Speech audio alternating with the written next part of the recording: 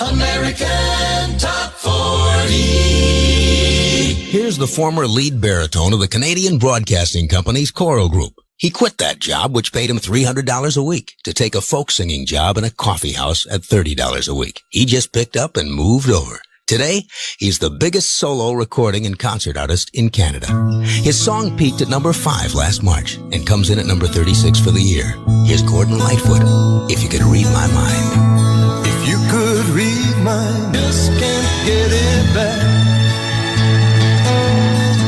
From Ontario, Canada, Gordon Lightfoot, If You Could Read My Mind, the 36th best-selling record of 1971.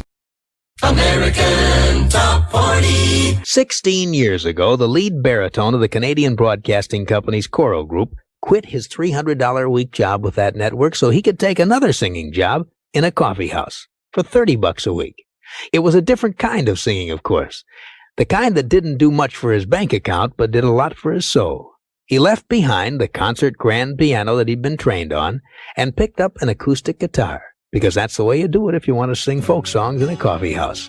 And for several years now, he's been one of the most respected songwriters and concert artists in North America. All perhaps because he turned his back on the buck and went where his heart was. His latest hit is called Sundown. At number 36 this week, here's Gordon Lightfoot. Gordon Lightfoot in the song that was produced in Montreal, Canada. At number 36, that's Sundown. American Top 40. Well, now on AT40, I have the brand new number 1 song of the week. It's by the Canadian singer-songwriter whose biggest previous hit had been If You Could Read My Mind. And I'd like to do just that by letting him introduce himself on the first number 1 song of his long and respected career. Here's how Gordon Lightfoot describes his purpose on earth. The most important aspect of my life, other than the care of my family, is to write songs and make records and go sing for people. It's my function as a human being. It's what I do, what I like to do, and I just continue to do it. Billboard's number 1.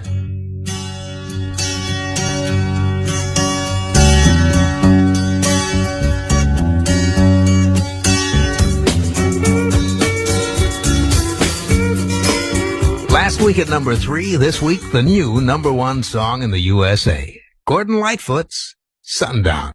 American Top 40. Well, it's time now for the current smash at number 3 by the most successful male singer to come out of Canada. Since 1965, a year after this artist began recording, he's received 11 Juno Awards in Canada. They're the equivalent of our Grammys. He's earned 6 of them as Best Folk Singer, 4 as Best Male Vocalist, and 1 as Best Composer.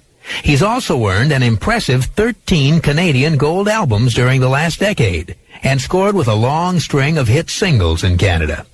Now, a few years back, his success and contribution to Canadian pop music and culture earned him the highest civilian award the Canadian government can present to one of its citizens. In 1970, Governor General Roland Michener, on behalf of the Government of Canada, presented Gordon Lightfoot with the Order of Canada. And the honor is very much like the Order of the British Empire, given by the Queen of England when she knights an English subject. This week, the most successful male singer in Canada is up to number 3 on American Top 40, Gordon Lightfoot and The Wreck of the Edmund Fitzgerald. And the legend lives on from the Chippewa on down of the big lake they called Gitchagumi. The Wreck of the Edmund Fitzgerald by Gordon Lightfoot this week at number 3 and moving up. The hits from coast to coast.